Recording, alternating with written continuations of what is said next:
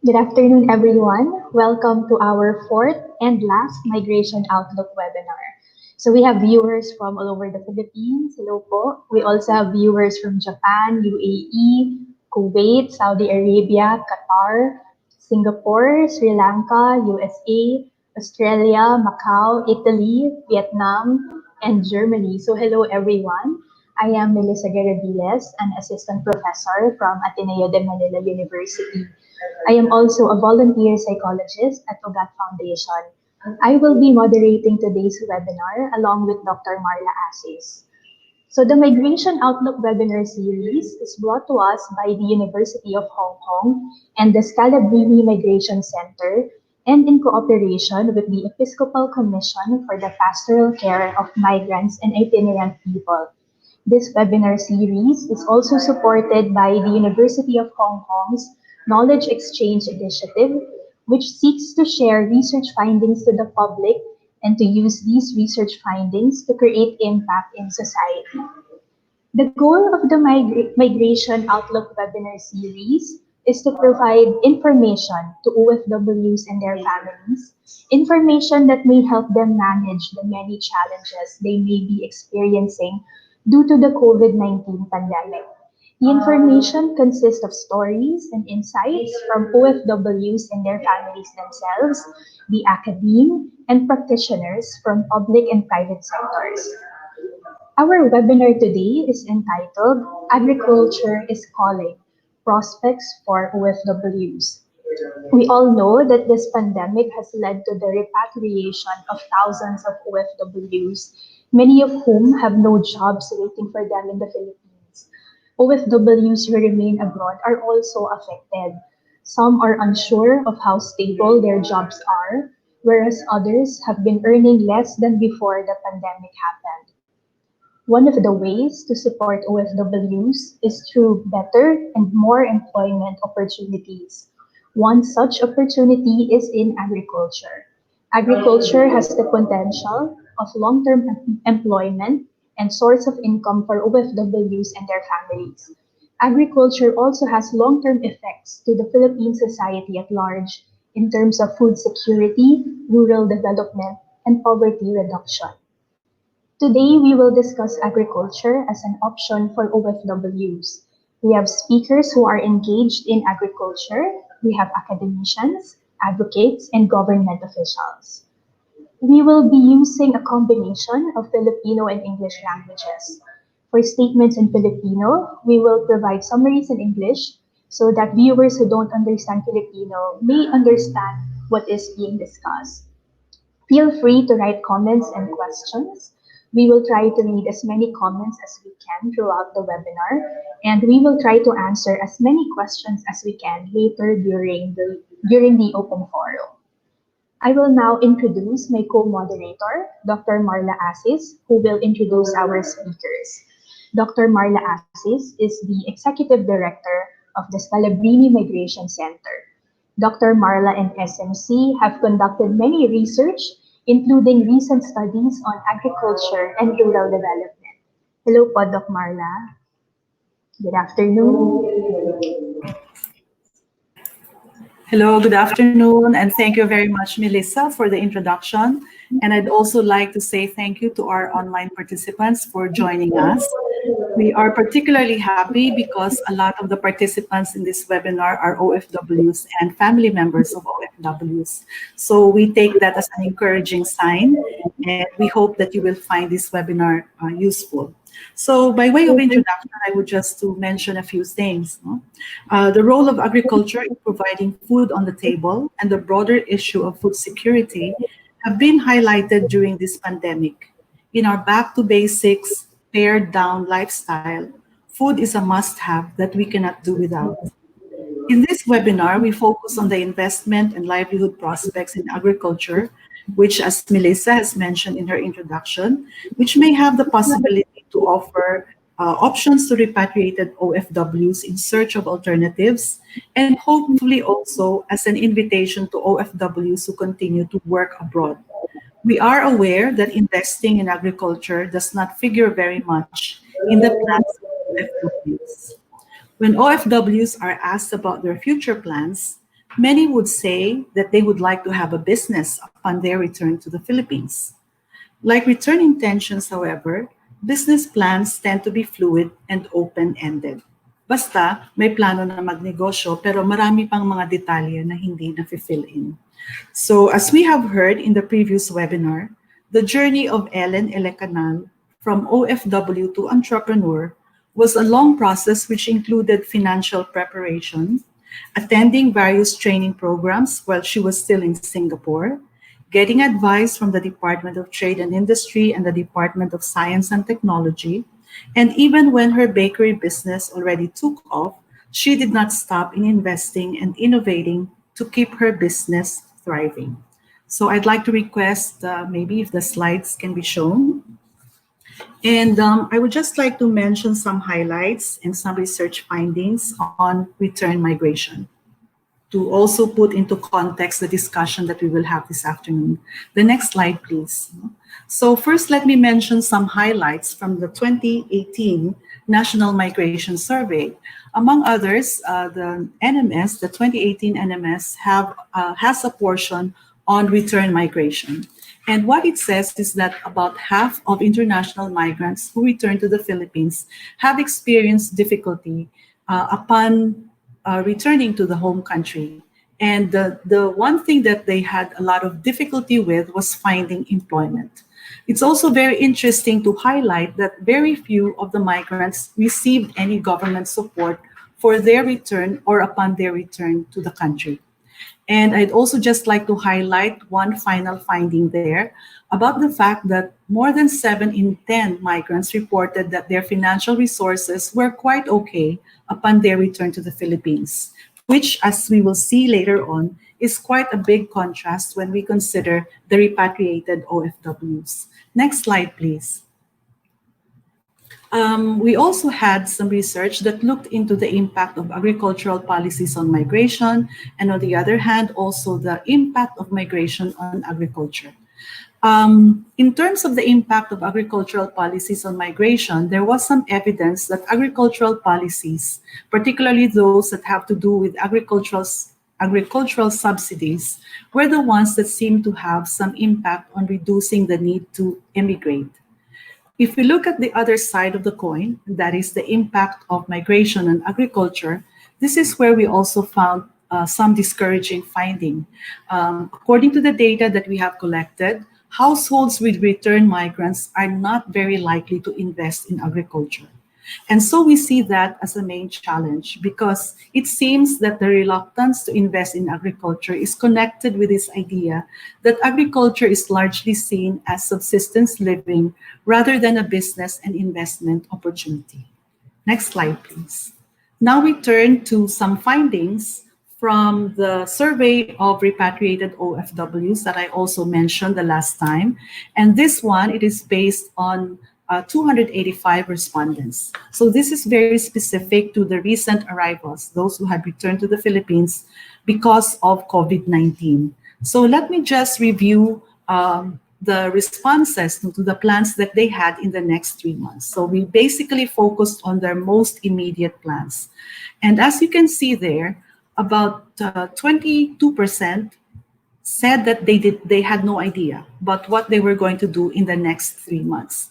And what is interesting, as I had also pointed out the last time, is that there is about an equal proportion of respondents who said that they will start a business, that they will try to look for local employment, and that they will also try to look for overseas work. And I have highlighted there in red that the least proportion of respondents said only 3.6% said that they would consider farming. Next slide, please. Next slide, please. Thank you. We also asked them about what kind of assistance they would need. And actually, we asked respondents to name at least 3 types of assistance and support that they would need. And these are the topmost answers. The number 1 item there is capital for business, which was mentioned by 59% of the respondents. And I'd also like to point out that there was also quite an interest in terms of receiving training and advice, specifically business advice and upgrading skills, no? Each of which garnered 26%. Next slide, please. Can you turn to the next slide? Yes. And then I think this is the very last slide because this gives us an idea of the source of support. Where did respondents, where would respondents rely for support and assistance, no? In how they would rebuild their lives after repatriation. And it's interesting to note that most of them said that they would rely on their own efforts.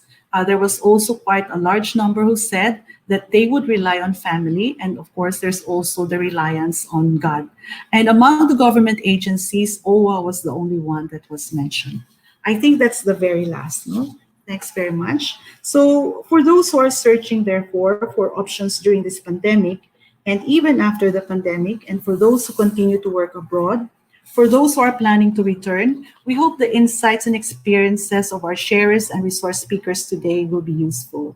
We will divide our conversation into two parts. First, we will hear from an OFW family and a young agripreneur about their experiences, and this will be followed by an exchange with our resource speakers. I'm not yet sure if Miss Gina Delgado has already come in. Okay, so Yes. she's already. Hello. Hi, Good yes. So, afternoon. hi Gina, very glad that you Hello, could. Marla. Yes.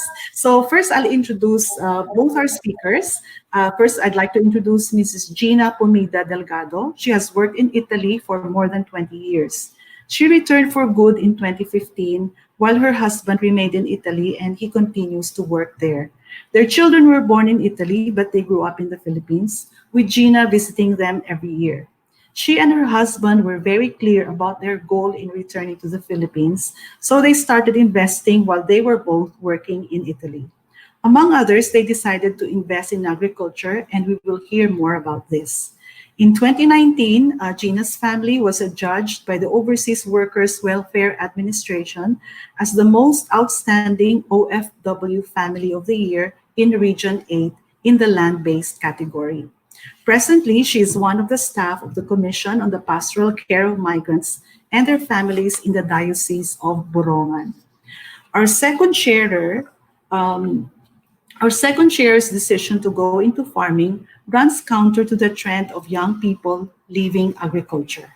So I'd like to introduce Mr. Rude Concepcion II from Kawayan, Isabela. Rude has been involved in agriculture since he was a child, and his interest and knowledge about agriculture was enhanced when he joined the 4-H Club. It is actually the oldest youth organization in the Philippines. He qualified to be part of the Young Filipino Farmer Leadership Program training in Japan, batch 2017. Upon returning to the Philippines, he continued farming. He became very active and he became president of the 4-H Region 2 Federation, and he became a national officer of the same organization. I wonder if people know what 4-H means. So maybe Ruth can also say something about what are those 4-H's. No? He is one of the founding members of the recently launched Agricultural and Fishery Ruthpreneur Council, or AFYC. Okay? So first siguro, sa kwentuhan, I'll first have a conversation with Mrs. Gina Delgado. Okay? Okay, so Ms. Gina, I wonder if there are a few more things that you would like to share with us about your family. Kumusta po kayo ngayon? Gina? Mabuti po. I'm well. Hello, Miss Marla. Thank you so much for inviting me into this conference. Well, thank you so much also that I'm well in spite of this pandemic condition. Yes, I worked in Italy for 27 years. So it's more than 20 years. In 27 years, then I came home for good last 2015. Then I left my husband there. Now uh, he's finding hard with his work because the hotel he was been working has been closed since March, and now they have not yet uh, take their salary since January, and many uh, other other benefits that they they will take, and he's not only the one who is affected, but also some other Filipinos who have been working in that hotel. Actually, my husband has been working in that hotel for almost, it was almost 21 years. So it's so sad to say of what had happened, but of course we understand because it's not only in Rome or in Italy has been affected, but this is affecting the whole world. How is he getting support and Then, assistance? yeah, yes po. How Sorry. is he? Yeah. How is he get? Oh, one moment. How is he Yes. getting support and assistance, ma'am? Yung husband po ninyo. Now, actually, he was so lucky because the government only has given them an assistant only for 1 month, and now it has stopped. So actually, he has been so lucky that he find a work taking good care of an old person. So at least the her what is his board and lodging is has been covered, uh, and that he has been given only a small amount of salary, but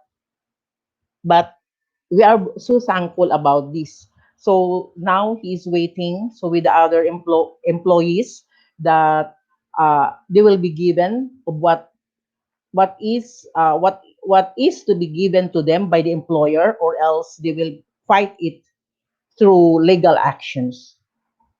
And then Thank-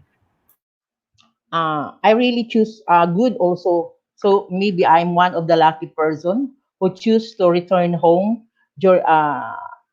before this pandemic, because I was able to stay with my children since 2015. Of course, they're Mhm. already big.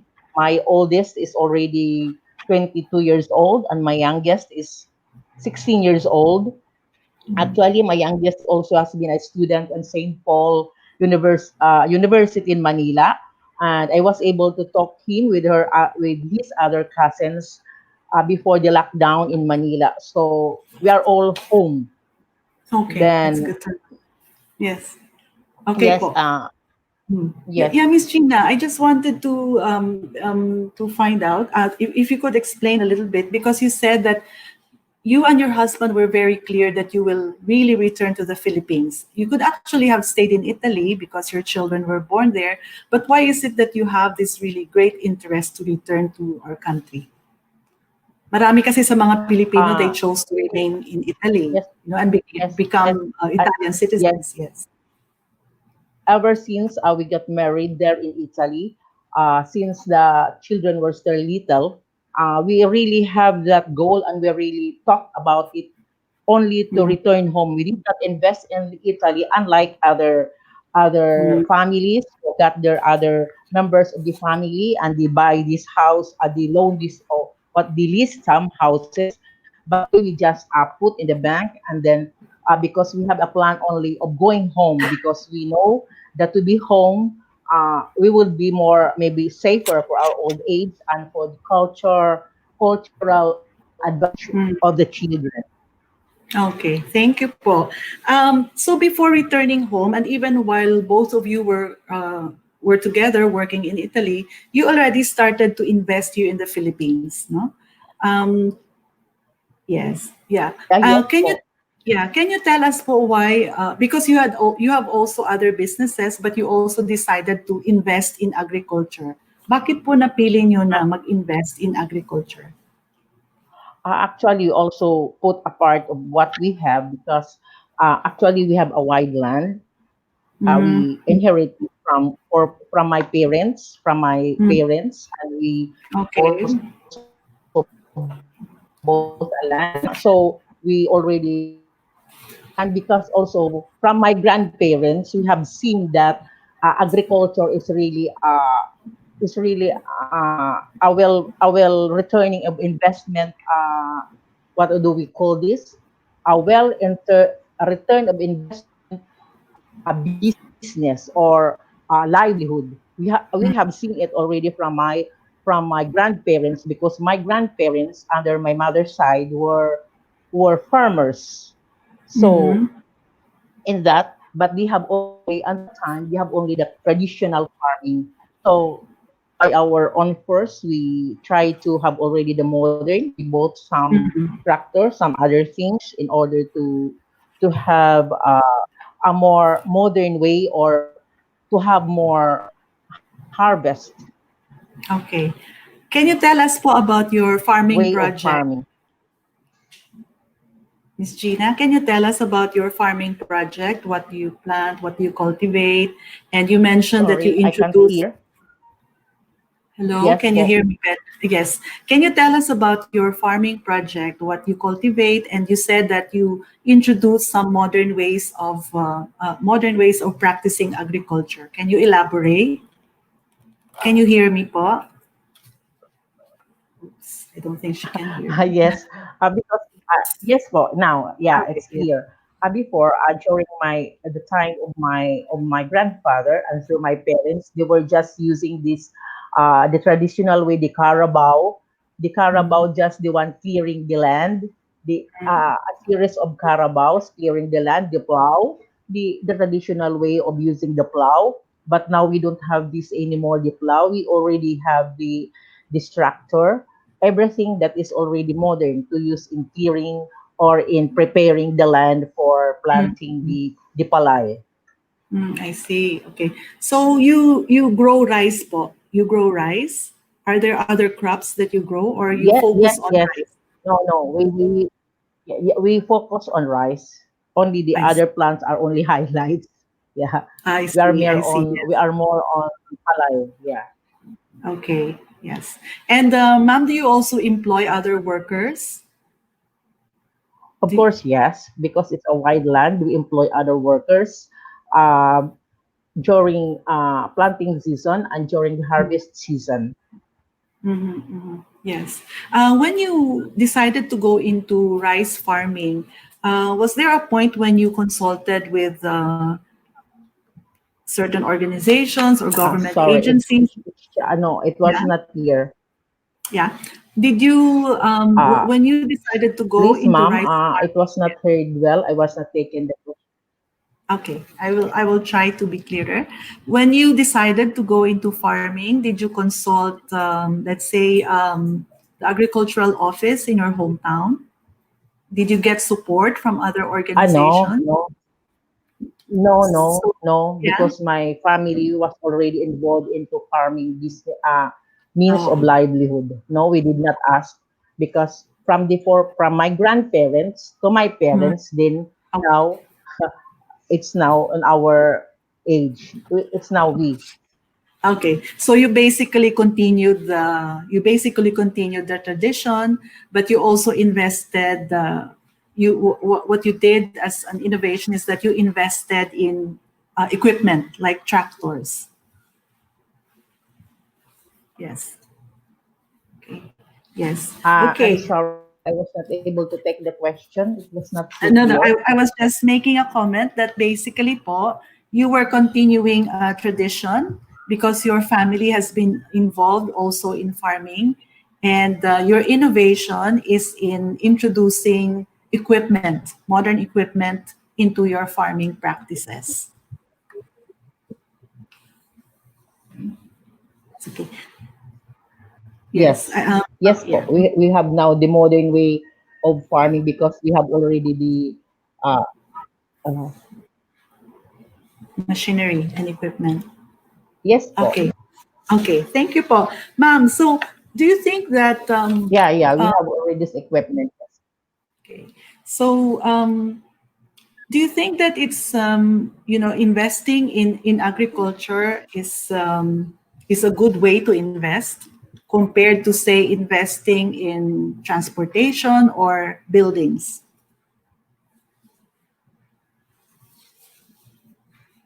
I think there's a Uh, uh, yes po. Rice agriculture is also is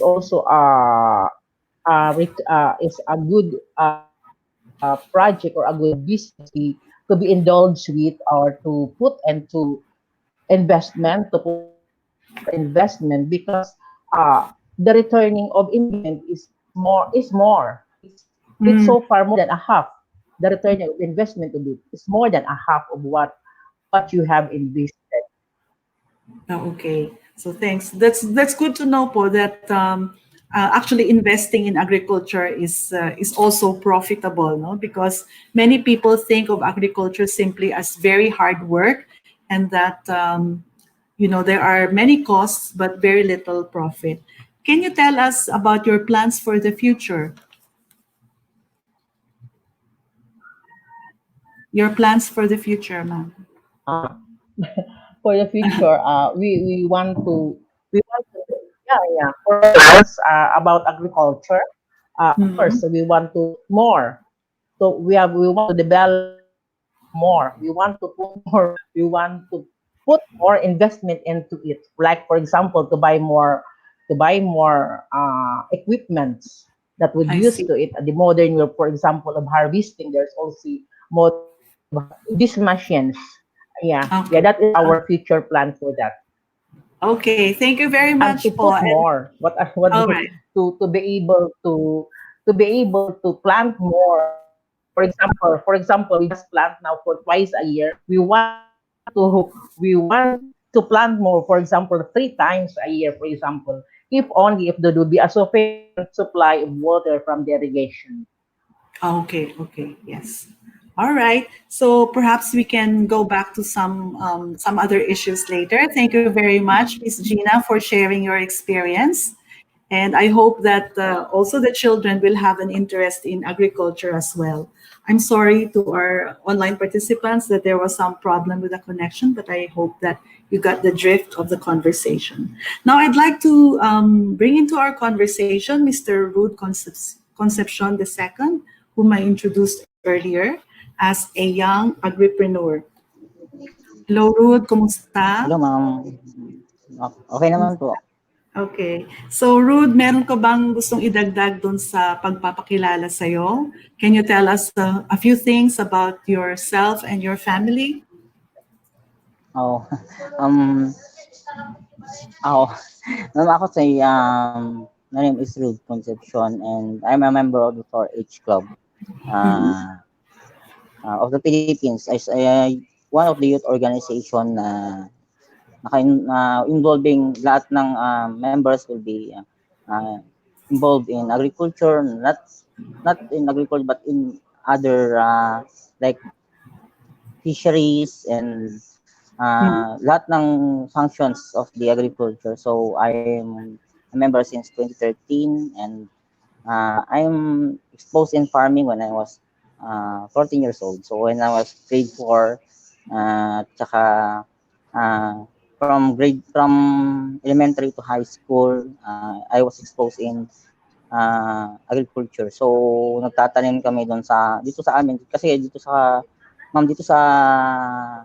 Isabela, we are preferably rice areas. So now we are Mhm. practicing more on rice production area. But in some other places like kung in may mga areas yung areas namin na hindi naman natatamnan ng rice, we planted vegetables and we cater animals like pigs, chickens. Okay. So being a youthpreneur and a member of the 4-H Club youth organization is very helpful to me na naging part ako ng organization na yun kasi it built me up as a young entrepreneur and builds me up as a young farmer. Okay. Rude, Yun can you po. explain to them? Yeah? Rude, can you explain to them what Yes, 4-H ma'am. means? Ano yung apat na H? 4-H Club means the heart, the head, the heart, the hands, and the health. So that is the four fundamentals of the 4-H Club. Meron logo ang 4-H Club. 4-H Club is originated from America, international organization, adopted by the Philippines and with the help of the Agricultural Training Institute. Sila po yung aming sila po yung tumutulong sa amin to improve ourselves, lahat ng members ng 4-H Club na lahat ng membro nakabilang from national to provincial to municipal. So encouraging all the youths to join the 4-H club. Marami pong benefits na not just to help have knowledge in farming, but it gives also potential startup to make farming easier para sa ating para sa mga kabataan, wherein ngayon medyo hindi na sila hindi na nila parang hindi naman sa they forget, pero yung yung hindi na nila masyadong pinapansin ang agriculture. Sa today's generation, today's pandemic, napakahalaga ang agriculture, napakahalaga ang pagtatanim, pag-aalaga ng hayop, kasi yun is the one that is called survival para sa atin. So yun, ma'am. Yeah. Yes. Siguro, Rude, pwede mo ring ikwento, because you also had that experience of training in Japan for 18 months. Yes po. Yes. Can you tell us how that also contributed to your gaining more knowledge and also some additional experience in the field of agriculture? Yes, ma'am. So, from noon, hindi ko pa masyadong gamay kung ano talaga yung agriculture para sa atin. So, when I start umattend sa mga training ng ATI, Agricultural Training Institute, and doon po ako nagkaroon ng interest na there are more possibilities na pwedeng ma-involve. Hindi lang sa isang commodities, marami pang ibang commodities na pwede. So, patuloy po akong nag-train, sumali sa mga pa-training ng ATI, and then once nagkaroon sila ng selection for the international internship or the Young Filipino Farmers Training Program, sumali po ako doon, take ng examinations, maraming validations, so ang daming mga selections po na nangyari. So when I was selected, I was so very happy na naging part ako ng we are three here in Isabel in Region 2. But I was one being selected. Then yun po, nagpatuloy yung training namin. Nagkaroon kami ng training dito sa Pilipinas. We have conducted several trainings here in the Philippines bago kami pinalipad pumunta sa Japan, kasi alam naman po natin na advanced country ang Japan. So we have trains in cattle, rice, machineries, and piggeries. So na-train kami dito bago kami na-train din, kasi nalaman namin na alam naman natin na ang Japan is very 50 years ang above, yung 50 years ang pagitan ng technology dito sa Pilipinas. So yun po, and we select kami po 18 kami from the whole Philippines. We are selected 18 participants from Region 1 to the BARM. So yun po, lumipad kami, nag-train kami doon I was chosen also as their leaders. Ang hirap maging hindi naman ako kagalingan nun sa Japanese, kasi nag-aral din po kami ng 75 days po yung pre-departure orientation namin, na kailangan namin mag-aral ng Japanese culture. So napaka-broad dapat yung pag-iisip namin bago kami pumunta doon, kasi once na we had misinterpreted magkakaroon, kasi meron po kami host parent doon. Yung mga host parent, kanya-kanya kaming host parent. Our host parents are native Japanese, so they can't understand a lot of English. So konti-konti lang po yung naiintindihan nila, kaya naging isang challenge sa amin yun, na to communicate. We have to para matuto po kami, kailangan namin talagang magsikap para malaman namin yung technology, yung tinatago nilang diskarte sa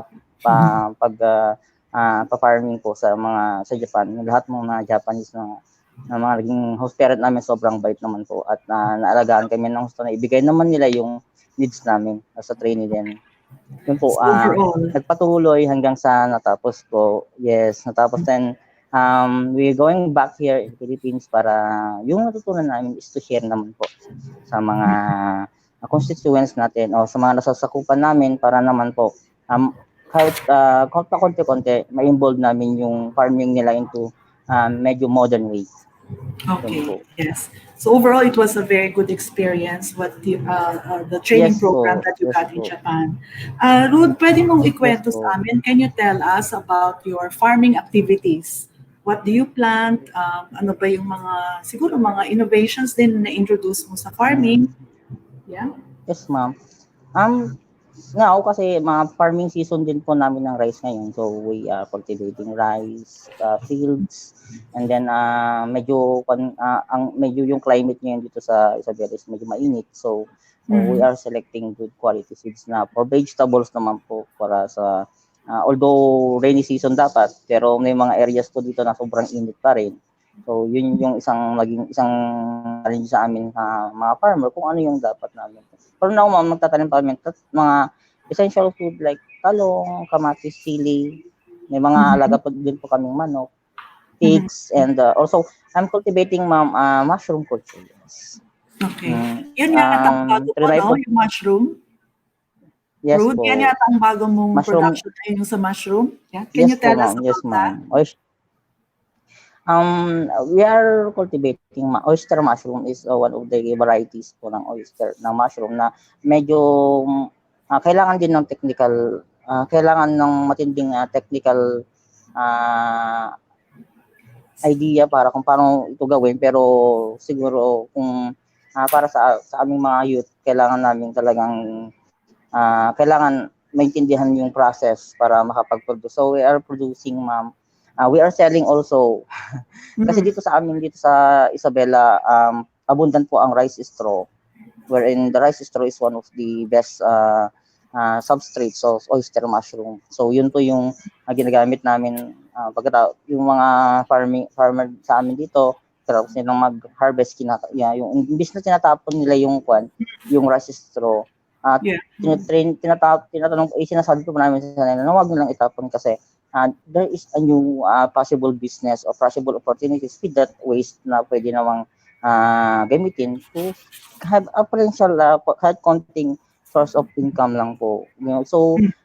now I'm cultivating oyster mushroom, and also I'm cultivating the shiitake, the Japanese Mm. shiitake po. Kaso Okay. medyo mahirap kasi technical po siya kasi kailangan malamig siya. Pero nakapagpatubo naman po.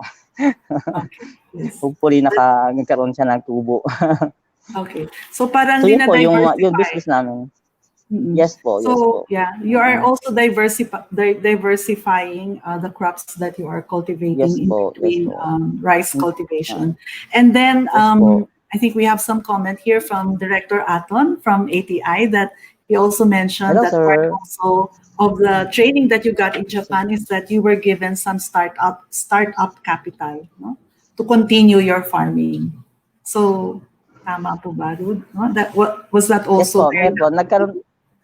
Yes po, yes po. Very ah, napaka-helpful din po ng startup capital na 'yon na naibigay sa amin Mm. ng ATI with Sir Aton na napag-started namin ginamit ko po 'yun into the secondary processing sa Okay. kasi may mga processes, may rice na po kami. So Mm. ang ginawa ko po like dun sa mushroom, ginawa ko siyang bumili ako ng mga gamit na per crispy chicharon, ganun po. Yan, Mm. ginawa ko siya into para hindi ka masiraan kasi volatile po ang mushroom. So kailangan Mm, okay. within a day kailangan na siyang mai-dispose. Pag hindi siya na-dispose, nasisira po siya. Mm. So yun ginamit namin into selling tawag po yung sa process po. Okay. Yun po yung Yes. naging saka konting mga materials po na naibili namin. Okay. So that's very interesting because you also moved Uh, into parang food processing na rin, no? Rude, yes po. I'm very curious and maybe also our audience is very curious because for the most part, young people really try to leave agriculture. But in your case, what did you see in agriculture that made you stay in agriculture all this time? Ano Sa akin yung po, maganda? Maganda sa'yo? Ano yung maganda sa agrikultura para sa'yo? ang maganda sa agricultura is number one po dyan is you if you expose yourself in agriculture, parang sinabi mo na you are very healthy living person kasi Mm. you are producing your own food, Number one po yun dapat. Kasi sa Japan po kasi yung trademarks ng mga Japanese food is they produce yung kinakain po nila is nahahanap lang nila sa bakuran nila. So they produce vegetables, different kinds of vegetables in their backyard. Then yun po yung inuulan namin. Hindi sila bumibili ng binibili lang nila is mga condiments. So yun po yung naging push sa akin na agriculture, ah, hindi lang siya isang production process but it is a business din. Kasi sa akin, yung mushroom po kasi number one, yung mushroom production. You have konti lang naman po yung kailangan yan residues from the sodas, rice bran, lahat po yan is residues. So binibili po namin yun in the low cost way. Then konting sakripisyo, konting pagod, konting technology na kailangang ilagay. Pwede mo siyang ibenta into very expensive way. Kasi yung isang fruiting bags po ng mushroom binibenta namin ng 100 pesos. So binibili po nila yun, ma'am. Number one is dito sa amin kasi medyo talagang rice straw. We are also cultivating the bull variela o the native type of mushroom po na gustong-gusto din ng mga farmer dito kasi yun yung parang traditional na mushroom na kinakain nila. Then yun po sa hindi naman nawawala yung rice dito sa amin kasi yun po yung pinaka product po dito sa amin. So sa akin bilang isang youth, gusto kong pang i-emphasize na hindi lang naman sa pagod, kahit talagang mayroon pong mararamdaman mo yung pagod, yung hirap na mararanasan mo sa agrikultura. Pero at the end, sabi nga po nila, pag may itananim, may anihin. So at the end of the sacrifices, meron pong fruit na ma-harvest na pwede mong ibenta into gold. So yun po yung isang opportunities na hindi lang po siya sa production, hindi lang po siya sa to create your own food, but you have if you think very deeply, pwede po siya into business. Pinaka number one po sa atin yan. Business type opportunities na pwede nating mai-share o kaya pwede nating maipan sa sarili natin. Yung pwede nating maisali po yung sarili natin to do some marketing strategies. Matututunan po tayo sa marketing strategies. When it comes to business, kailangan marketing strategies. Yes po. So actually maraming phases. Siguro Rude, very quick question. Sa palagay mo, posible bang magkaroon ng magandang buhay sa agrikultura? Yes, ma'am. I think today, sa ngayong panahon ng pandemic ngayon, from noon pa naman, ma'am, kaso kung being a young farmer or sasabi ko sa mga farmer na dati na yung mga malalawak na yung farm niya, why do you have to invest in agriculture? Kasi number one dyan is to have help with the agencies like the Agricultural Training Institute. Nagbibigay po sila ng free trainings, and also they have the learning site initiatives, and yung number one po yun, yung isa sa pinakapatok ngayon sa Pilipinas, is the farm tourism. Isa po sa pinakamatinding business ngayon na pero kailangan po silang dumaan into learning site, into farm school. Farm school po is very helpful ngayon kasi COVID, ang hirap. Mga agriculture students ngayon, mahirap silang maka-caught up in the school. They have to go in farm school with the help of the ETI, TESDA. So they are the linking partners po naman namin din na nag-help sa amin to build up. Hindi lang siya, ang agriculture hindi lang siya sa field.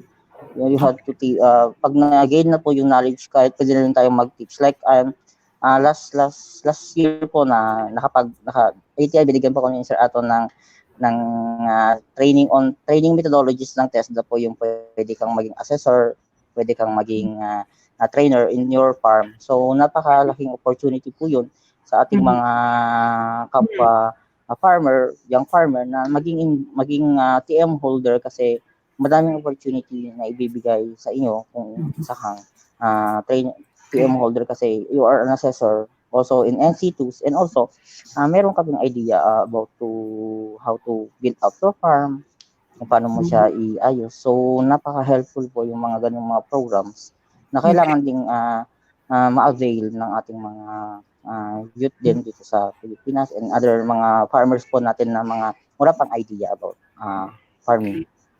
Okay, maraming salamat, Rude. Thank you very much. No? So actually, our conversation with Rude already opened up other areas and other opportunities in agriculture. He was mentioning that it's not only in the area of production that there can be opportunities in agriculture, but because of developments, there can also be opportunities that can be had in going into training and providing training to other farmers and those that are interested in agriculture as well. So from lived experiences, we now turn for additional insights from our panelists. So I'm very happy to introduce them, and I'll start by introducing Dr. Lucy Jordan, who I think is already a very familiar face to those who have been following up our webinar series. So Lucy is co-principal investigator of the Child Health and Migrant Parents in Southeast Asia project. She's associate professor and associate dean for undergraduate in social work at the University of Hong Kong. Her research focuses on migration, families, and well-being, field-based research, capacity building of nonprofit organizations, and policy development. We are also honored to have with us officials of two offices that are attached to or under the Department of Agriculture. We welcome Mr. Alfredo Aton, Director of the Agricultural Training Institute, which is the extension and training arm of the Department of Agriculture. So we have heard already a little bit, actually quite a lot, about the activities and programs of ATI from the experiences of Rude. And Mr. Aton, Director Aton, will provide us additional insights in our conversation later on. Also with us is Ms. Emmeline J. Ginto, concurrently Chief Communication and Public Affairs Division and OIC Chief Administration Division at the Agricultural Credit Policy Council. So mahalaga po yung council na ito, this particular office, because we will be hearing a lot about the loan schemes that are available to Filipinos in general and also to OFWs in particular. Prior to ACPC, she had stints at the National Economic Development Authority and also at the Agricultural Training Institute. So this is like a reunion of ATI people. She has been in government service for more than 25 years. Ms. Ginto has a master's in public administration from the University of the Philippines and a BA in development communication from the University of the Philippines, Los Baños. Our fourth resource speaker wears many hats, but most of which are related to agriculture. So I'm happy to introduce Mr. Jim Leandro Cano, who is a teaching associate at the University of the Philippines, Los Baños, where he completed his BS in agriculture and where he is now pursuing a Master of Science in Development Management and Governance. Jim is the Philippine representative to the Young Professionals for Agricultural Development, or YPARD, and a founding member of the Youth Alliance for Zero Hunger. Jim's engagement in agriculture-related policy and advocacy are both in the national and international arenas. Okay, so let me start the conversation with Lucy, and I'd like to ask Lucy if if from the CHAMSI data there are also some similarities, with the findings that I have cited from the other studies that have been done on the relationship between migration and agriculture or investments in agriculture by OFW families. Thank you, Marla. Yeah, and thanks everyone else. It's been such an interesting webinar already, and actually also looking at the CHAMSI data to prepare some comments for today, I found very interesting as well, because it isn't something that we've focused on per se in the research. But what I found once I started scratching the surface a little bit is that there are different places in our data where we have information about agriculture and migration. I don't want to take too much time on this first slide, and for everybody that's in the webinar, of course, the slides can be made available later if you want to kind of try to find out a bit more depth about the study. But what I want to highlight is the piece where I have the the red oval around it, which is looking at because this is the group that I looked at quite a bit in looking at the findings, which are households that had fathers who were migrants. So our study was looking at child health and migration. So we, all of our households either had a father or a mother who was an OFW at the time when we first approached them in 2008, or perhaps sometimes both of the parents were away. And in our Philippines sample in particular, from communities in Bulacan and Laguna, we ended up having a sizable share of return father households, we called them. So this is by the time we went back in 2016, we had households where the fathers had come home from their time away as OFWs to reestablish life. So next slide, please. So just to highlight a few things that I found looking at our data. One of them is that if I look between the group at households that we had over that period of time from 2008 to 2016 that no one was a migrant, neither the father nor the mother, we found that those households were the most likely in the early career of the fathers to be practicing skilled agriculture. So this includes different types of agricultural activities in the land and also fisheries. And so in some indication of agricultural activities beyond subsistence farming.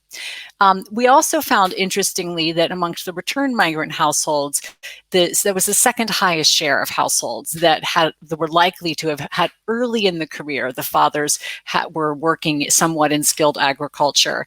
And our households that were migrant during the whole time that we talked were the least likely to have had an early history of skilled agriculture. So I found that was interesting because I think it gives some suggestion similar to what Gina was talking about, right? About maybe there's some historical reason, family traditions, perhaps more rural areas, but there's some experience of skilled agriculture before the migration event actually happens, which is interesting and resonant a bit with Gina's story.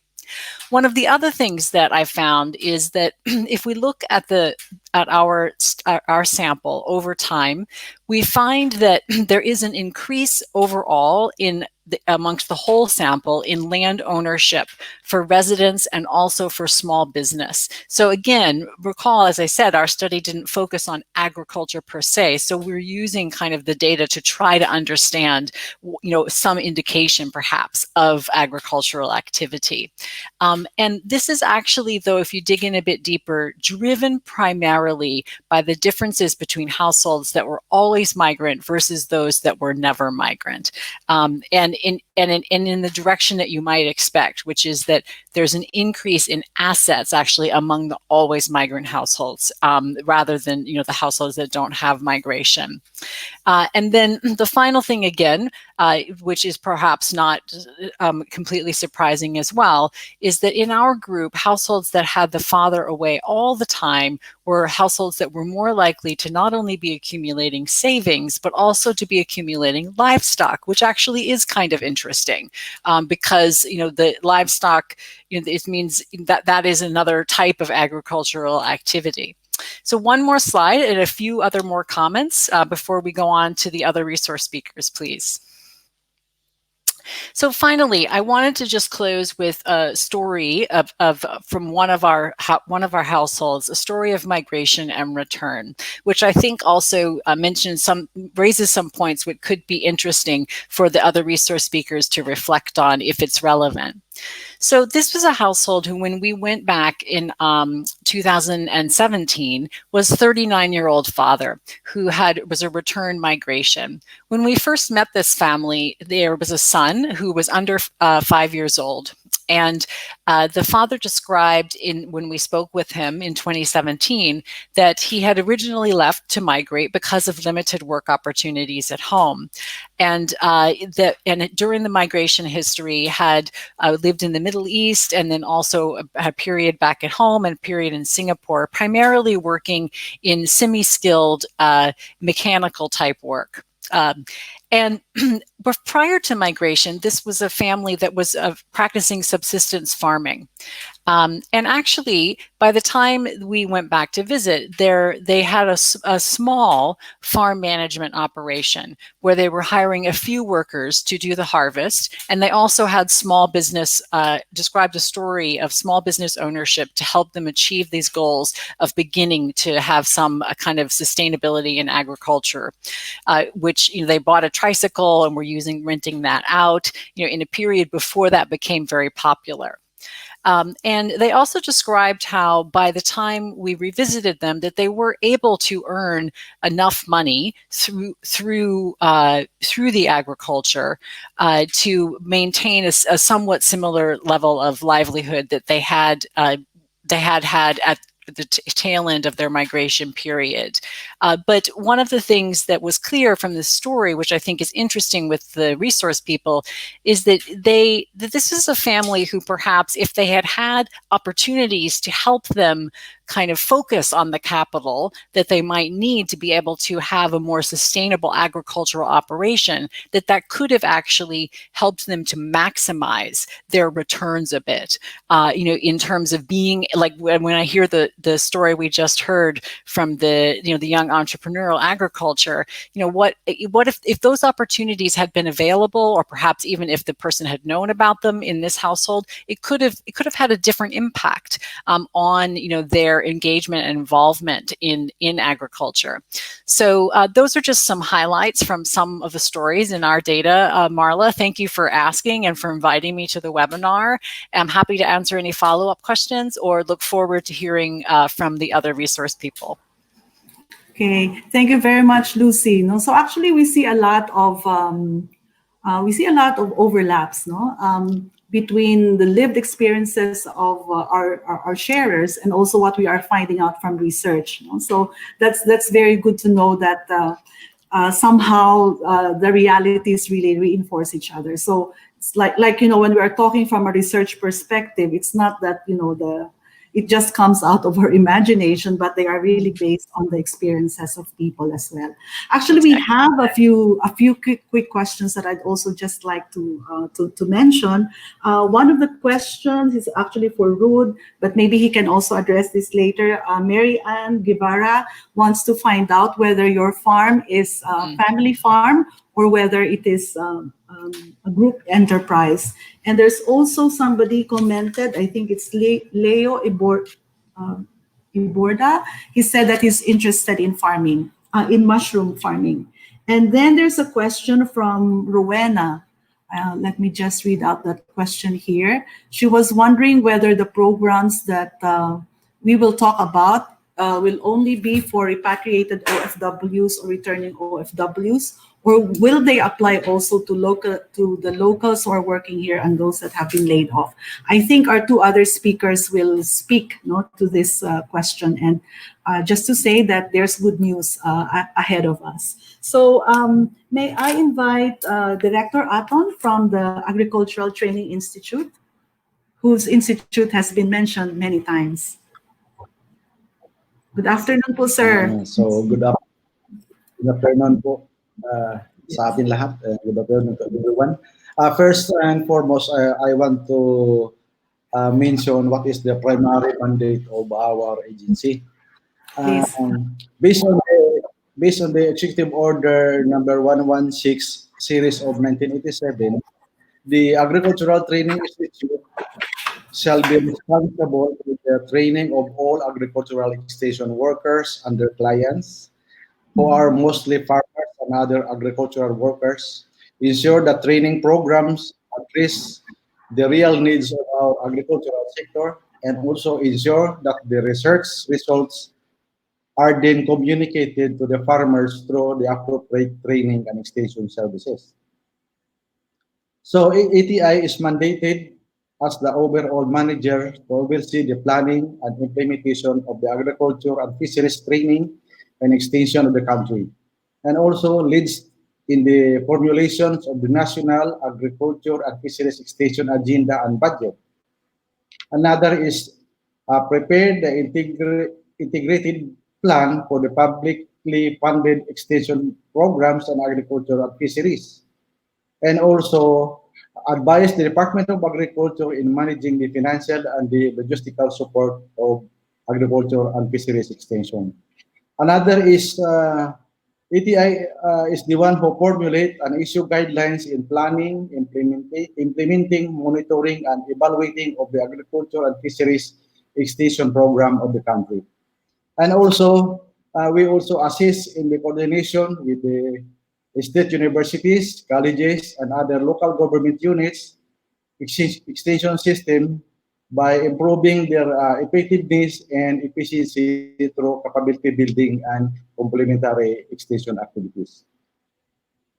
So our ETI has a training program is only part of our function because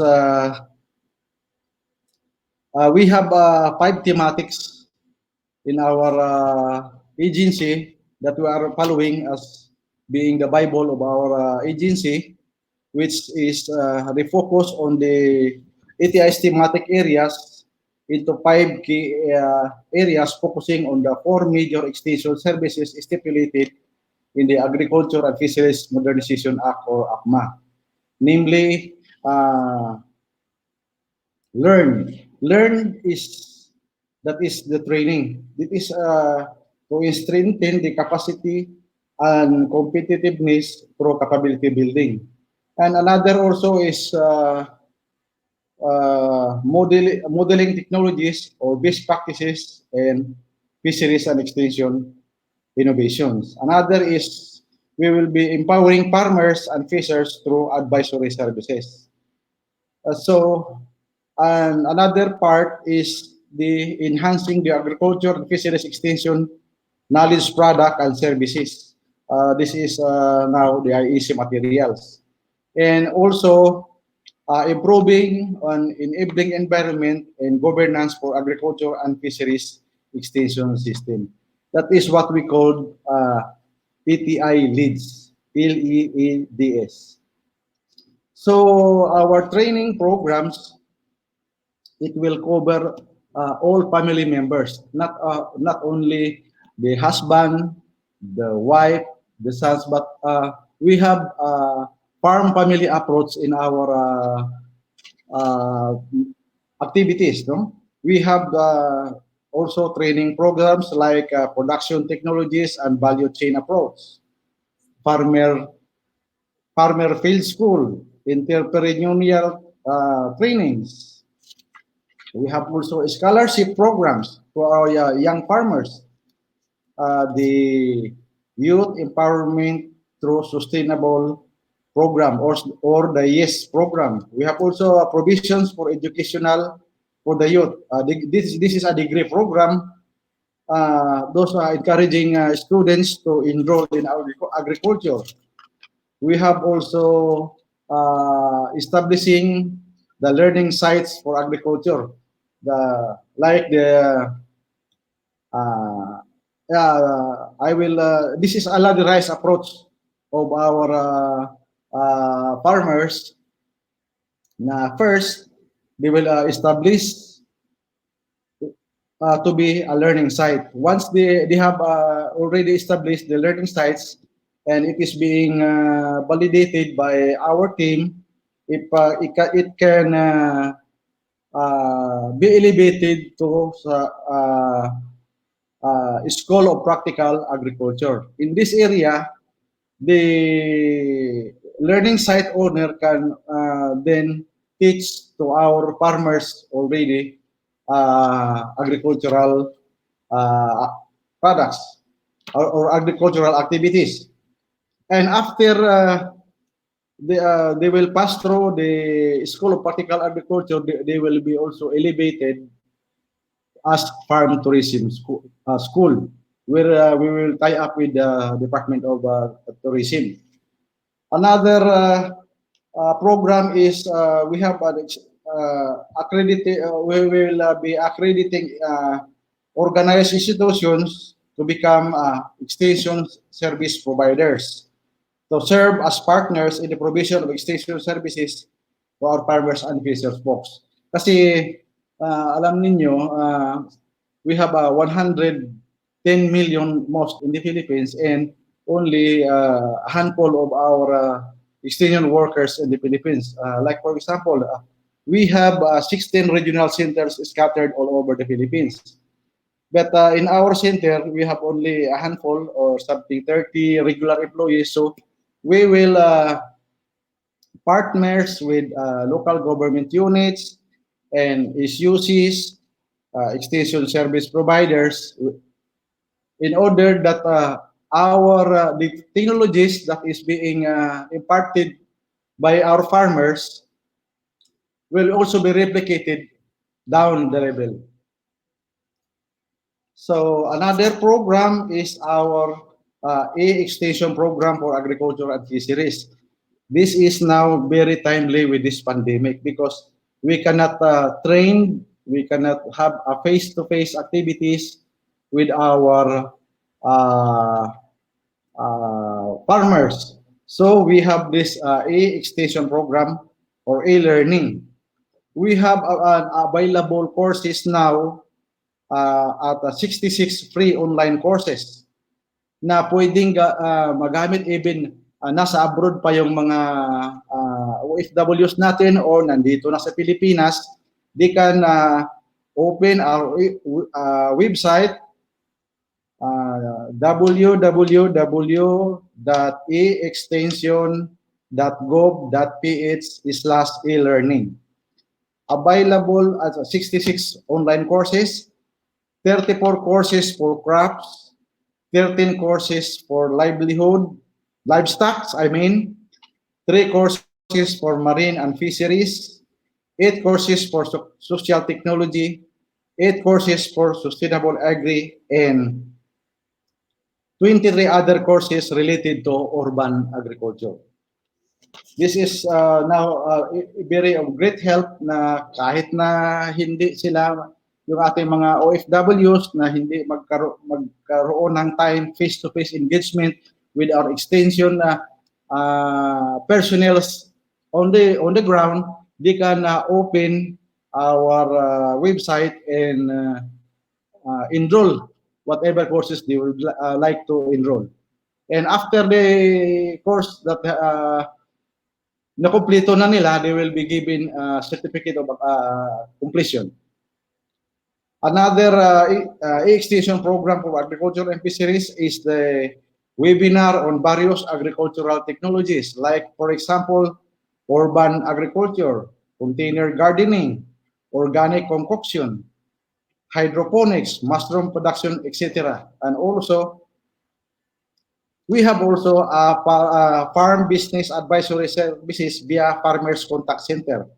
Please put on record, kung gusto niyo kopyahin, merong ang number namin is 0920-946-2474. This is a query based or we have a text blast or blast post.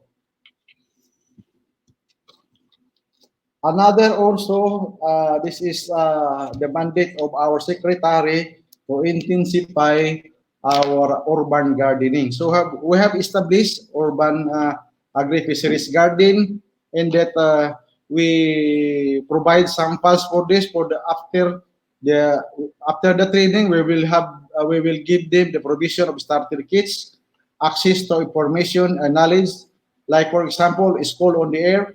This is the program of our urban agriculture now, School on the Air, farm business advisory through farmers contact centers, social media campaign, provision of IC materials and webinars.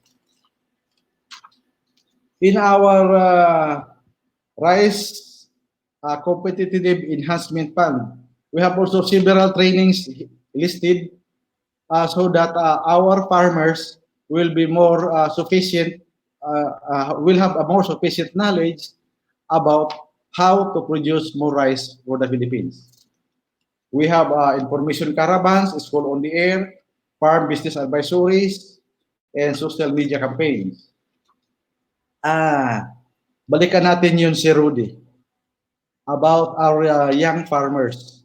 Kasi every year it is our we have a partnership with Japan.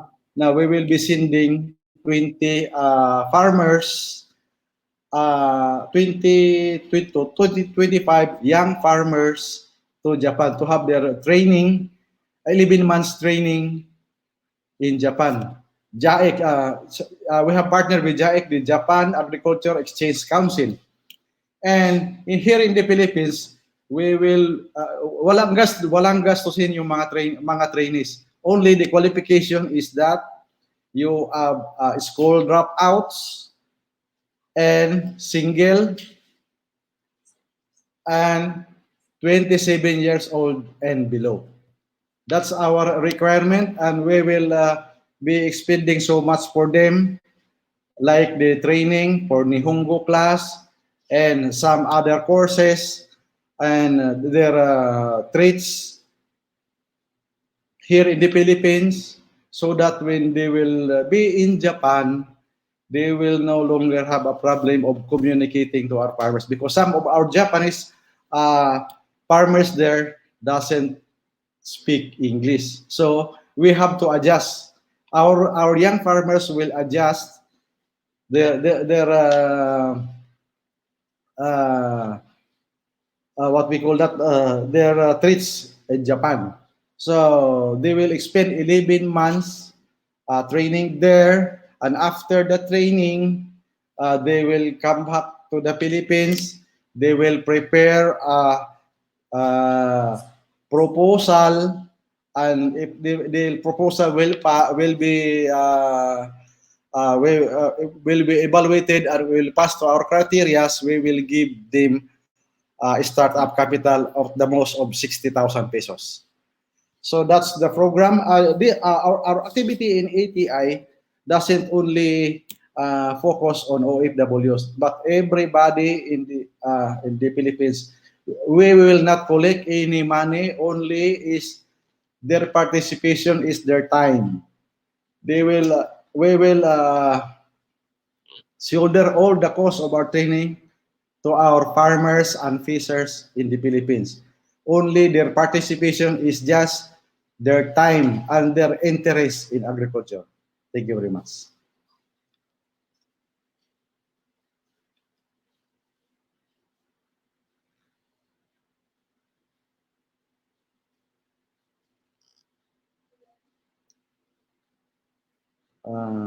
That's the end of my presentation. Additional, you can also call our ATI Interactive.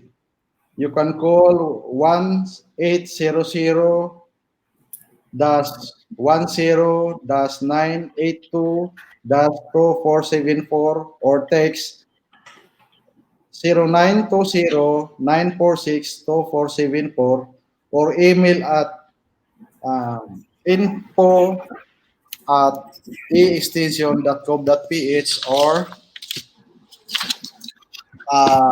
you can email that to ATI_director@yahoo.com. Okay. This Thank is you. located Elliptical Road, Diliman, Quezon City, our Yes. central office. Yes. So actually, sir, we actually will provide them with what do you call this?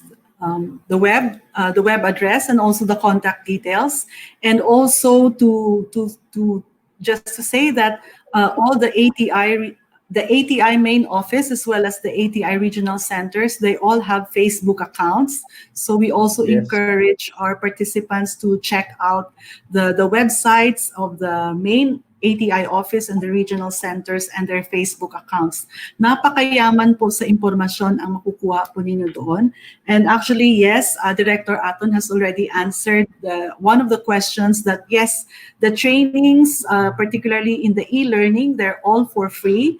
And they're open to all Filipinos, hindi lang po para sa mga OFWs. Actually, that's the good idea about it, is that it is open to everyone. And what will only be required of each one of us, as he had mentioned, is that we take the time to study and to avail of these programs and services. Napakaganda po ng presentation ni Director Aton because he also provided us with a view that agriculture is not only about farming, it also includes the fishery sector, which is also a very rich sector in the Philippines. So wag po nating kalimutan yan. At marami pa po siyang mga nabanggit na aside from just training, there's also a lot of support to farmers at different stages of the farming cycle. And also, nabanggit niya rin po yung mga scholarship programs, including the ones that, and training programs in Japan, including the one that Rude has availed of. And of course, the support of ATI to young farmers, mainly through the 4-H club as well. No? So maraming salamat po. At nabanggit din po pala kanina sa presentation ni Director Aton because there's somebody, I think it's Leo Iborda, who's interested in mushroom production. Mushroom production is also one of the courses that's offered in the e-learning. So please check out the e-learning website and you will find a lot more information. Maraming salamat po, sir, no? And Rude. So now we go to Miss Emeline Ginto because money is very important also in agriculture. And Ms. Emeline Ginto will give us an overview of what the ACPC is all about and what are the programs and services that this particular office offers. So you have the floor, po, ma'am. Okay, good afternoon. Good afternoon, everyone. It's our privilege. It's my privilege to be here in this activity on behalf of the Agricultural Credit Policy Council, headed by our Executive Director, Jocelyn Alma Arbadiola. We would like to share with you our current agri-fishery projects. But before that, I would just like to give credence to the previous presenters, particularly the ones who gave the testimonials, Ms. Gina Delgado, returning OFW, and Mr. Rude Concepcion, a young agripreneur who is not, unlike his name, is not rude, but very, very polite.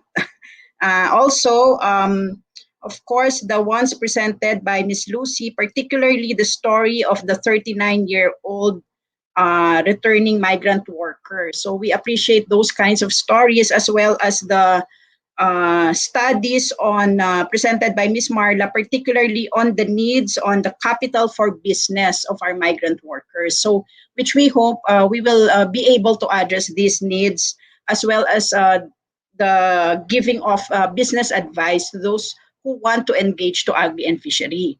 So first, let me go straight to the outline of my presentation. Next slide. I will give you a brief background about the ACPC's mandate, and then I will immediately proceed to the discussion of our current programs, particularly the expanded Sure Aid and Recovery Project, Capital Access for Young Agripreneurs, and the Agri-Negosyo. So next slide. As I've said, the ACPC is an attached agency of the Department of Agriculture. It is headed, of course, by our tireless Secretary, William Dar. Essentially, ACPC's mandate is to develop and advocate easy, affordable, and timely credit programs for farmers and fishers, including those agri-fishery-based micro and small enterprises. But before I go to the presentation of our programs, allow me to explain that per law, our agency cannot do direct lending. That is why we have to tap government financial institutions like the Land Bank, the DBP, cooperative banks, non-government financial institutions, which we call partner lending conduits, to administer and implement credit programs by extending loans directly to the eligible borrowers. So per law, we cannot directly lend to the small farmers and fishers. I just want to make that clear at the onset. So our partnership with these grassroots-based organizations in the implementation of our agri-fishery programs continues to significantly contribute to financial inclusion as it enables the unserved and underserved small farmers and fishers, particularly in the countryside, to have easier access to financing. So now let me go straight to the first program being implemented by the ACPC. It's called the Expanded Sure Aid and Recovery Project, or Sure COVID-19. So this is a loan facility for small farmers and fishers and agri-fishery-based micro and small enterprises who are directly affected by the enhanced community quarantine due to COVID-19.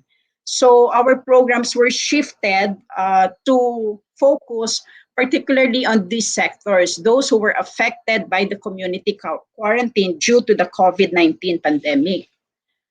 Next slide.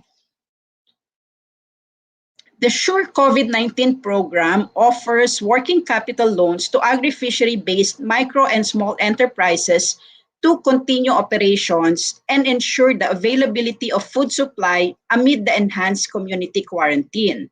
It also offers emergency assistance to small farmers and fishers whose incomes were affected by the ECQ. So let me first explain the loan features for the small farmers and fishers. So they can avail 25,000 loan amount per household at zero interest with no collateral, and this is payable for 10 years. The eligible loan purpose is to finance their emergency and production requirements since their incomes were affected by the ECQ due to the COVID-19 pandemic. On the other hand, next slide. On the other hand, our program, or the Sure COVID-19 program for micro and small enterprise facility, gives loans to provide working capital requirements of agri-fishery-based MSEs to ensure the availability of food supply and to help them recover their losses incurred from the effects of the ECQ due to the pandemic. Borrowers may avail of loans up to 10 million at zero interest and payable up to 5 years. Next slide, please. There. For the small farmer and fisher borrower facility, we partnered with the local government units through their city or municipal agricultural office to identify the small farmer and fisher who are in the registry system for basic sectors in agriculture, or RSBSA. So let me explain that the RSBSA is basically a database of farmers and fishers and farm laborers that is used by the DA and its attached agencies and bureaus in identifying beneficiaries of its various programs. The LGU's office facilitates the inclusion of farmers and fishers in the RSBSA. So the MAO, the Municipal Agricultural Office of the LGUs, as well as the DA regional field offices, including ACPC focal persons in the different provinces, can help facilitate the enrollment of farmers and fishers who are not yet registered under the RSBSA. Once the list of eligible borrowers is validated by the DARFO and the ACPC, it will then be transmitted to our partner lending conduits. And then these partner lending conduits will conduct the evaluation, background investigation, and including credit investigation, and eventually they will be the one who will approve or disapprove the loan application. They will facilitate the release of loan proceeds and collect loan repayments. Next slide. There. Listed on this slide are the simple requirements for the loan applicants, which include government-issued ID with picture, one photo, and then loan application and promissory note. Again, the farmers and fishers borrowers must be in the RSBSA. However, as I've said earlier, for those who are not yet in the RSBSA, they can enroll through their MAUs or the local government units or the DARFOs or the ACPC focal persons. Next slide. For the MSE borrowers, on the other hand, you may use our online application that can be found on our website. Our website is acpc.gov.ph. You just have to fill out the form and upload the requirements. The ACPC will then review the submissions and endorse the application to a partner lending conduit. Finally, the partner lending conduit will process the application, and if approved, the loan shall be disbursed to the MSE borrower. Next slide. Here are the application requirements for MSEs. Endorsement letter from DARFO, provincial or municipal local government units and other partner government agencies, letter of intent or application, board resolution signifying the intention of the MSE to be a borrower designating its authorized signatories, business plan, copy of certificate of registration documents from either CDA or SEC, and financial statements for the past 3 years preceding the date of the application. Next. Let me now proceed to the second current programs we are implementing. It's called the Capital Access for Young Agripreneurs. The Capital Access for Young Agripreneurs, or KAYA, is a loan facility for young agripreneurs who are 18 years old up to 30 years old and graduates of formal or non-formal schooling. The program targets the younger generation of Filipinos to be key players in ensuring affordability and availability of food supply. Next. There. The eligibility loan purpose for KAYA is to finance the capital requirements of startup or existing farm and fishery business.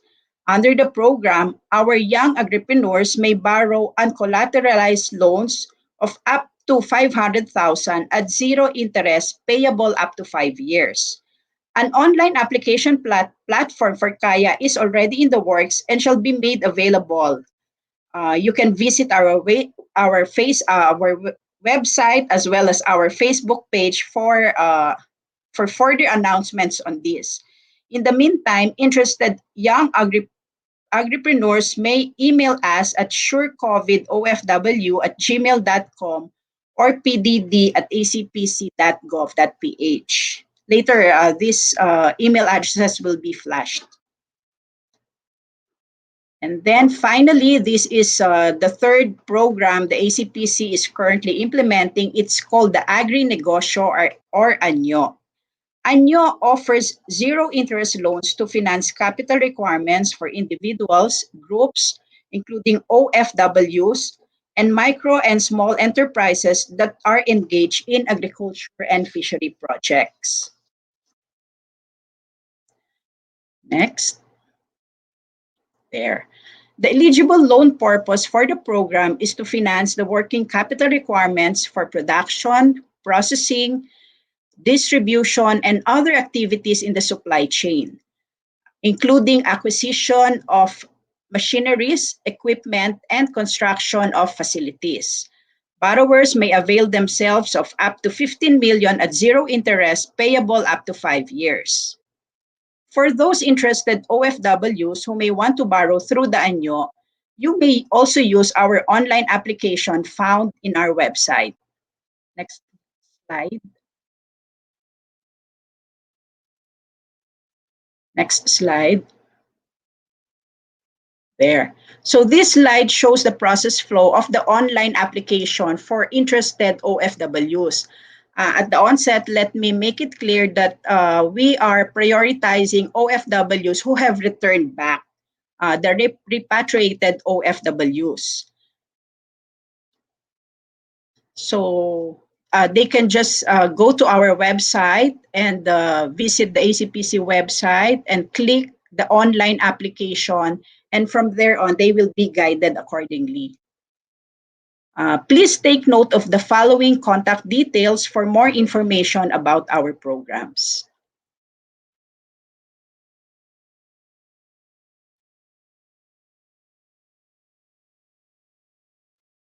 Okay, and that brings to the end of the presentation on behalf of the ACPC, our Executive Director, Jocelyn Alma Bajola, and my co-workers, particularly the Communications and Public Affairs Division and the Admin Division. Thank you so much for your interest and attention. Thank you very much, Miss Ginto. I think yung siguro something that is really very striking about your loan schemes is that basically all of them are zero interest rate po, no?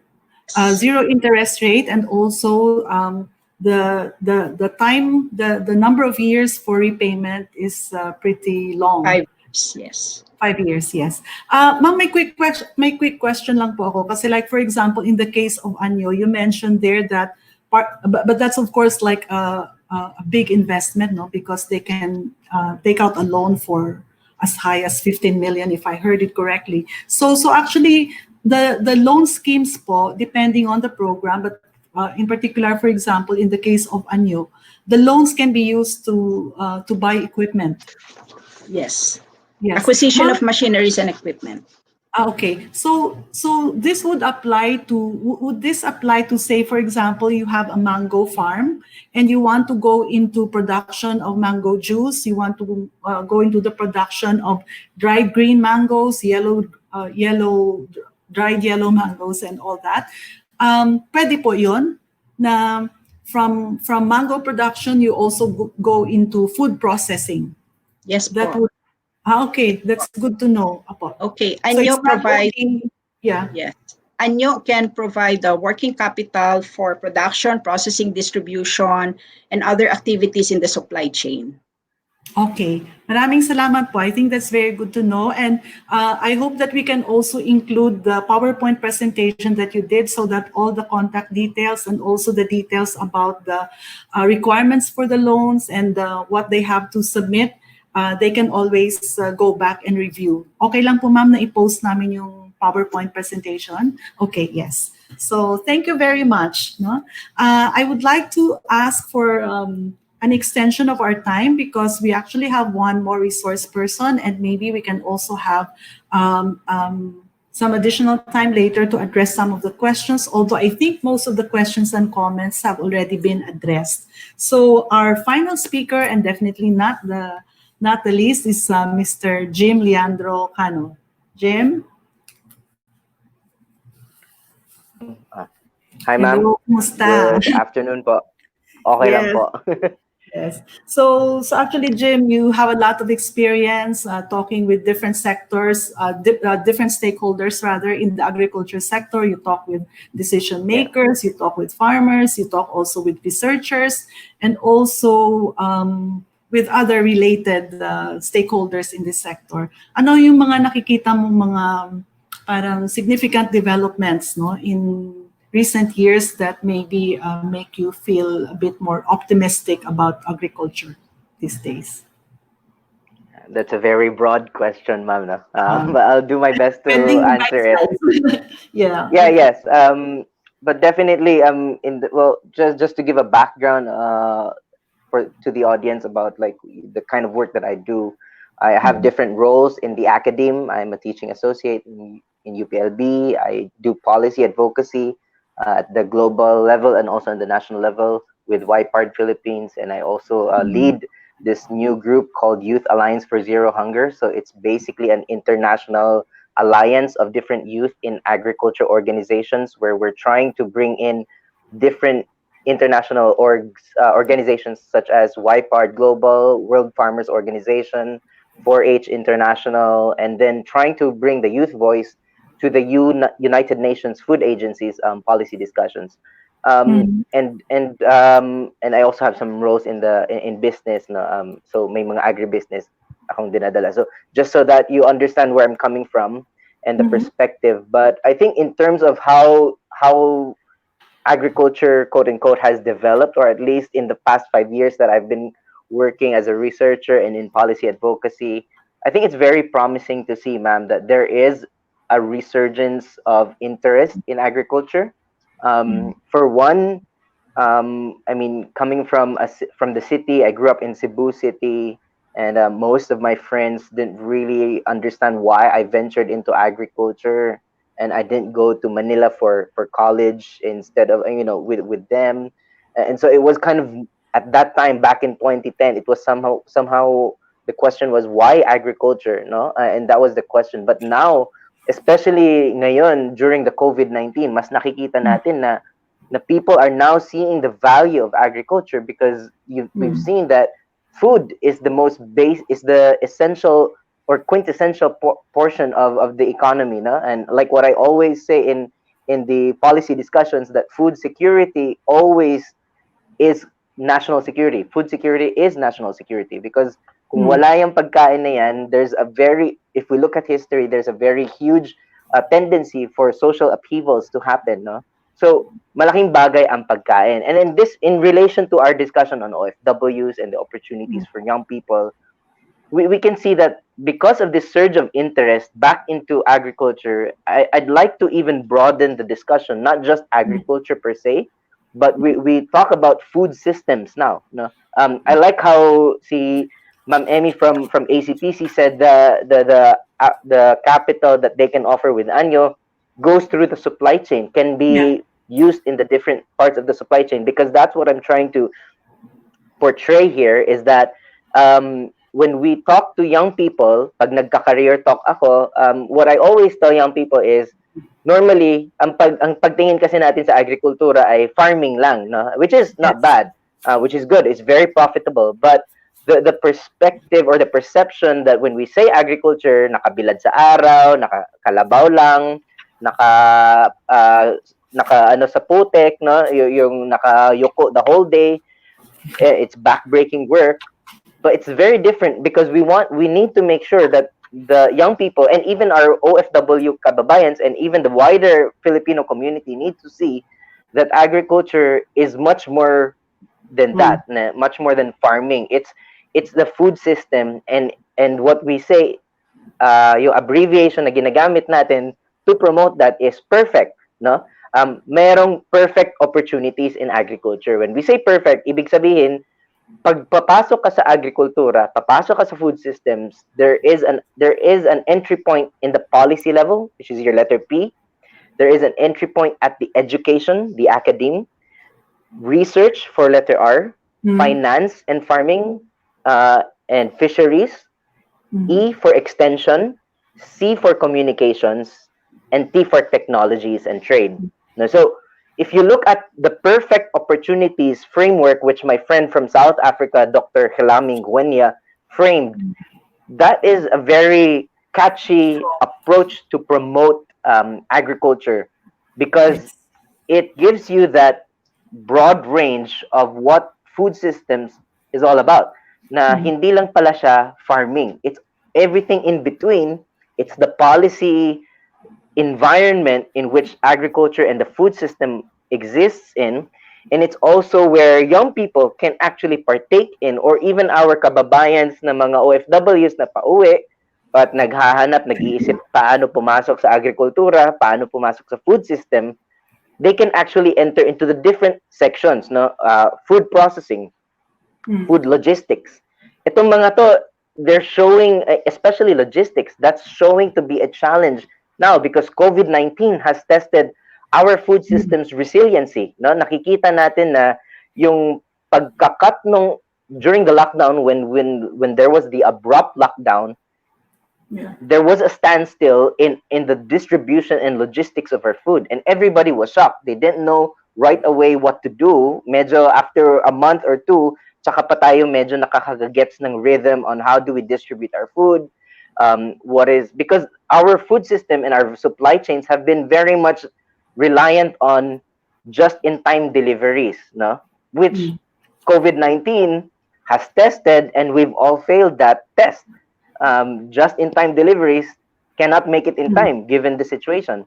So, kailangan natin pag-isipan ano ang mga innovative ways to overcome these kinds of challenges, no? So that's one thing. No, logistics is an opportunity for our kababayans na who want to go into agriculture, don't have the technical know-how.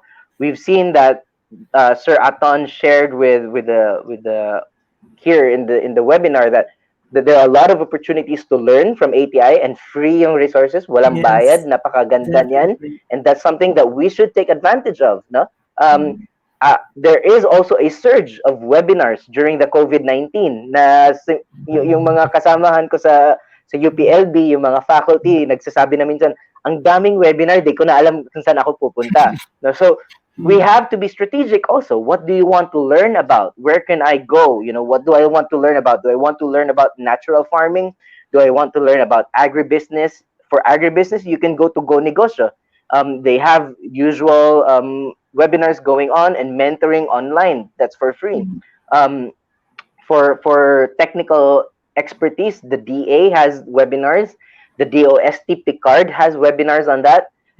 For discussions on how to set up a business with equipment, the DOST Setup program also has discussions on that, and the DOST TAPI, TAPI, also has webinars on that. So yung mga ganito, we just need to be strategic. Sorry, ma'am? No. Go ahead, please. Go ahead. Yeah. So very strategic. We just need to be very strategic in how we want to learn. Importante yung alam natin ano yung gusto natin. Where do we want to venture into, and what do we want to learn, and ano yung resources na meron tayo. For example, do you have a backyard? Do you have a land in the province na pwedeng pag-isipan paano siya gawing productive?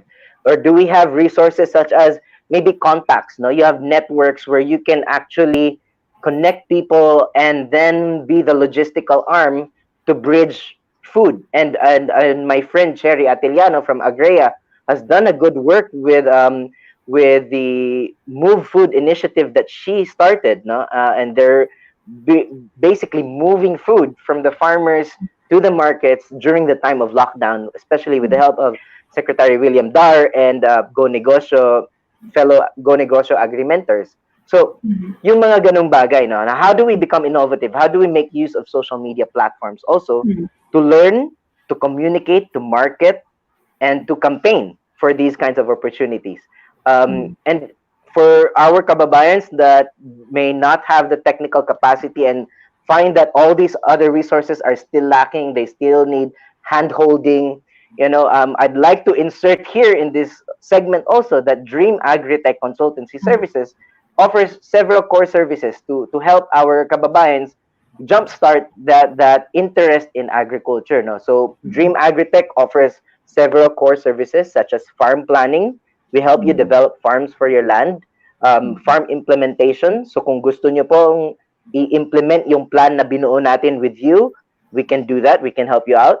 And then there's the monitoring and retainer service na if kailangan nyo na merong naka-deploy dun sa farm nyo to oversee the development, the implementation, that we can also work with you on that. And of course, the Dream Agri-Media is there to do webinars and training and hosting services, and also AgriWorks. Now we're working on how we can connect labor to the labor that you need in your farm. So yung mga ganito. So Dream Agritech is just one player among many others. No? So you can tap into and look into the different side of things. So I think in a broader sense, ma'am, there's a lot of opportunities to say in agriculture. No? Understatement po siyang pag sinabing ganun, because there is really a lot, and you just have to be really creative in how you want to see and find a way, an entry point sa agrikultura. Yung tanong niyo po, ma'am, you sent me a guide question regarding something related to me encountering OFW families who have ventured into farming.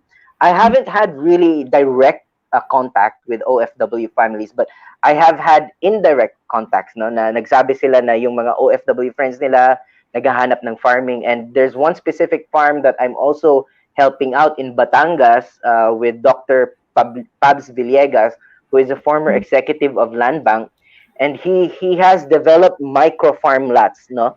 So yung micro farm lots na he's divided his farm into 1,000 square meter lots where OFWs can invest in, and then he will provide also the technical know-how to help them build their farm in that 1,000 square meter lot. So meron ganung business models din. And I, not only to mention OFWs, because like what we said, this webinar is not only for OFWs, but even some friends of mine from the urban, urban dwellers, nag-venture din sila into farming because, as you can see, I even have a direct friend, a very a close friend na galing siyang Manila. He graduated applied math in UPLB. He had a good job. He's very, in the industry of I think it was business or finance, if I'm not mistaken. But then he went back to his province in Bohol, and he's now farming. No, so yung tipong he really left the city to go back to Bohol just to farm kasi nakita niya yung opportunity in farming. So that's one thing promising, no, na makikita natin that it's very nice to see that there's a resurgence of interest in farming, and I'd like to highlight that maganda po yung experience from our testimonials from Ma'am Gina and from Rudy, no. They're very promising. Those are models that we would like to replicate and even expand further in our country. Na yung I would even support, no, yung family farming, because the United Nations launched the decade of family farming. And it's important to look at how family farming is a crucial component in achieving sustainable development goals. How family farming is crucial in achieving household food security, household nutrition security. No, so malaking bagay po yun. And I think it's really more of how do we tap into the resources that government provides, that civil society and private sector provides, and how do we look at the perfect opportunities in agriculture so that we can be engaged across the food system. So I think it's really the biggest I think if there's something that I would leave the viewers with, it's really to look at the wider range of opportunities in the food systems rather than just isipin lang natin na farming lang ang agriculture. Yes, yes. Thank you very much, Jim. That was very encouraging, and it gives us a lot of hope. Incidentally, I'd like to mention that actually Jim and Rude, they're young people that we met when we did this research, trying to explore whether agriculture can be an alternative to international labor migration among young Filipinos. So when we started out with the project, we were quite discouraged because, of course, we see these common statistics that our farmers are aging, that the average age of farmers is like 57 years old to 60 years old. And so we were thinking, oh, what's going to happen? But then along the way, and with the lit review and also meetings with ATI, we got to know young people like Jim, young people like Rude, and others who are actually introducing a lot of innovations in the agriculture sector. So what you mentioned also about perfect is something that we can also have as one of the takeaways from this webinar. But really the idea that agriculture is more than food production is something that we have to appreciate, because indeed there are many aspects. There's the aspect of logistics, there's the aspect of value-added production, which has a lot of potentials. So maraming salamat, Jim. No, I'm afraid that we are actually running out of time. So maybe instead of addressing all of the questions, we will just return to the questions, and we will email you directly or post our responses or the responses of our resource persons to those questions. So please watch out for them. But I'd like to ask maybe all our resource speakers to maybe share some takeaway messages for our audience. So let me begin with Gina. Miss Gina.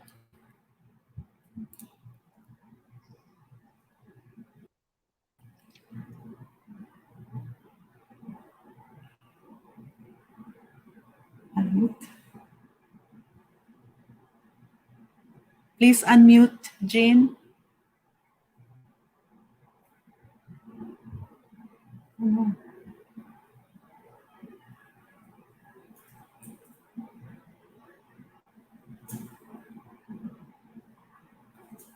Okay. Hindi siya makaano. Dax, maybe you need to unmute Gina. Okay.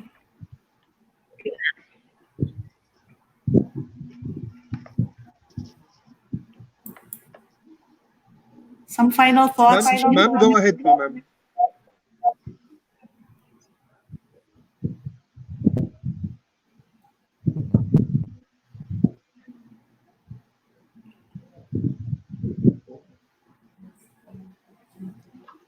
Jean, baka meron kang final message para sa ating mga participants, maybe a quick message to them. Okay. Thank you so much for this program. I hope I could also attend more webinar series regarding this agricultural, especially from the DTI here in our region. Thank you so much for this organization so invited me. Okay. Thank you. Rude, can we ask for some final Thank you so thoughts much, from Mama. you? Salamat, Jean. Please paki-unmute. Rude, sandali. Okay. Please First go of all, ahead. first of all, ma'am, I would like to thanks with you, Mama Marla, for always kept in touch with me and to the 4-H organization here in the Philippines. And Sir Aton, hello po. Nice to see you again, sir. And to Sir Jim, hello, sir. And to all the listeners po sa webinar na to, please ventures into farming because farming is very broad and there is a lot of opportunities na maibibigay sa atin, not just in business but also in our health and to our families also. So, thank you, Ma'am Marla. Ay, salamat Regards to po. Ma'am Chris. Po, Okay. Thank you. Yes. Lucy? You have some message, Lucy? Hello. Yeah, thank you again to everyone. So interesting, this whole topic and all of the sharing that we've heard. And, the main thing that I take away from this is that from the research that we've done, I think we recognize that there are actually resources out there at the different points along the way when families could have the opportunity to turn towards agriculture and also turn even if they do migration to return to agriculture. So I think that it's a very positive story, really, about the possibility, especially in this time, about the way that this pandemic and all of the negative things that are happening could perhaps provide opportunity that would have been not possible maybe in someone's imagination previously. So thanks again. Thank you, Lucy. Director Aton, some final thoughts? Sir, okay. Go ahead, sir. Thank you very much for inviting me in this webinar meeting. And sa mga kababayan ko, either nasa abroad pa or nasa Pilipinas na, you can access our e-learning website para pagdating nyo doon sa Pilipinas, meron na kayong natutunan dyan pa lang sa inyo. Or even nandito na kayo, you can open our website para ma-enhance pa rin yung mga knowledge ninyo pertaining sa ating mga tinuturo sa agrikultura. And we believe that agriculture is the backbone of the Philippines. Kung walang agriculture, wala pa, mahina pa, hindi pa kaya ng Pilipinas. Thank you very much. Indeed. Ma'am Emmeline, your message? Yes, the ACPC recently partnered with a digital finance and a service provider to provide innovative financial disbursement platforms for our program, particularly the Kaya, the one for the agri-entrepreneurs. So with this digital platform, we hope that we will be able to reach out and convince more Filipino millennials to engage in agriculture, fishery, and agribusiness ventures. And more importantly, for them to bankroll their respective projects, just like Rude. And also to the OFWs, we hope that we will be able to give their needed business. We will be able to finance their needed for their agri business ventures with our program on Anyo or Agri Negosyo. Thank you. Maraming salamat po. Jim. Hi, ma'am. Thank you, first of all, for having me here. And it's very nice to see how the Migration Outlook webinar series has turned to also agriculture as one of the prospects for our OFW kababayans. And I think that's very crucial, and this is a very interesting discussion that I hope more of our Filipino kababayans would hear and know about, and especially the younger generation of Filipinos, our younger mga millennials and Gen Zs. Hopefully, they would also look at the perfect opportunities for in agriculture and in the food system. But before I even end, ma'am, I'd like to thank, before I forget, in behalf of my colleagues, Dax, Justin, and myself also, we'd like to thank you, Scalabrini Migration Center, for trusting Dream Agrimedia to co-produce this webinar series with you and the University of Hong Kong and the Episcopalian organization po. Thank you very much po. Yes. Yes, naunahan mo ako because I also wanted to say that and to mention that we are actually working with young people, young guns, no, in the agriculture sector, and we are really very happy with this partnership. So we are really very grateful to everyone because it's not very often that the circles, migration circle and the agriculture circle, get to encounter each other and to be on the same table, and we are very happy that. I think we had a wealth of information on the various services and programs that are available. Hindi na po natin kinakailangan pang mag-wonder kung saan tayo kukuha ng mga much needed information na ito. And I guess my one final message also is that we can support agriculture in various ways. We can support agriculture also in our practices as consumers, as producers, as performing other roles in the food system, as Jim has mentioned, and of course as enablers. So maraming salamat po, and I apologize for the extension. So I'd like to turn over the floor to Melissa for the closing part. Thank you.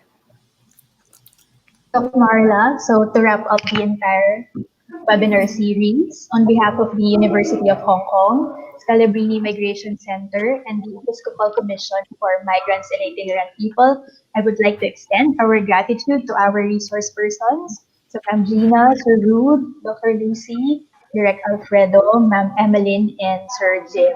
We would also like to thank our tech team for all of our webinars. We have Justin, Dax, and Jim of Dream Agri Media, and to SMC's Kim and John Paul for assisting with the preparations and technical needs. Thank you also to our viewers who watched and shared their own insights. Also, you may view the recording of this webinar and the 3 other webinars. So all 4 webinars are in the Facebook page of SMC. Lastly, please accomplish the feedback form that is posted in the comment section. So thank you very much for joining us in our webinar series. Keep safe and enjoy your weekend.